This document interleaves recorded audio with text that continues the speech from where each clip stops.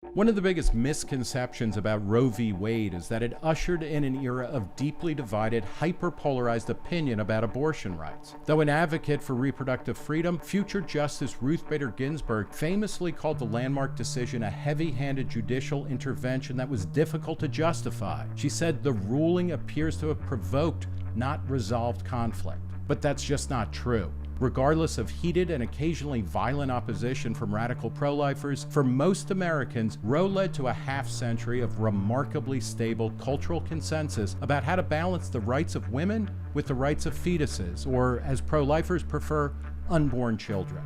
Attitudes towards abortion have stayed constant since Roe was decided, with just 19% of Americans agreeing that it should be banned in all circumstances, 2 percentage points lower than in 1975.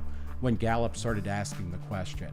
Fully 80% agree that it should be legal in all or some circumstances, which is 4 percentage points higher than in 1975.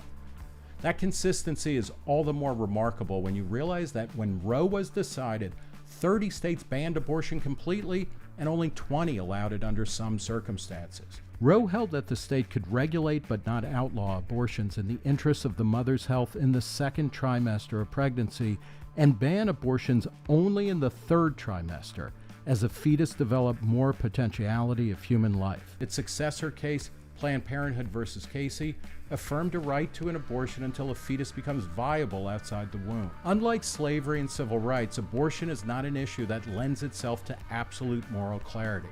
There are obviously 2 sets of rights involved, but exactly when legal personhood for the fetus begins has always been contested, as seen in historic laws that banned abortion only after quickening. The cultural genius of Roe is that it created broad parameters that reflect how we think about pregnancy and abortion. At some point during gestation, the fetus becomes a person with a right to life and liberty, but drawing that line will always be a compromise. Honest brokers on both sides of the abortion debate will acknowledge that the opposing side has a case. Survey data show that Roe was remarkably effective at balancing the rights of the fetus and the mother in a way that fits with our societal values. 60% of Americans support abortion in the first 3 months of pregnancy and only 13% in the final 3 months. Even more telling is data showing that 93% of abortions are performed before the 13th week of pregnancy, and just 1% are done after 21 weeks. Abortion policy is about creating a workable, pragmatic compromise that allows people to live their lives on their own terms and peaceably argue for their point of view.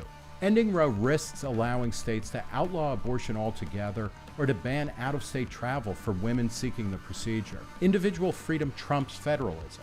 Keeping abortion legal doesn't mean that pro-lifers won't be able to reduce its incidence. The abortion rate has declined for decades despite the procedure's availability. So has the unwanted pregnancy rate. These are outcomes worth celebrating as they reflect women being in more control of their own bodies. Overthrowing Roe and Casey would threaten that progress by stoking a new culture war in which states rush to ideological extremes that run roughshods over the rights of women or fetuses, depending on the state, some of which are already trying to restrict access to their residents' ability to receive or even fund abortions performed elsewhere. Post-Roe America would be one with fewer rights and likely more political division. There's no perfect policy on abortion, but in 1973, the court struck a compromise that most Americans continue to endorse. That victory, I fear, is about to be undone.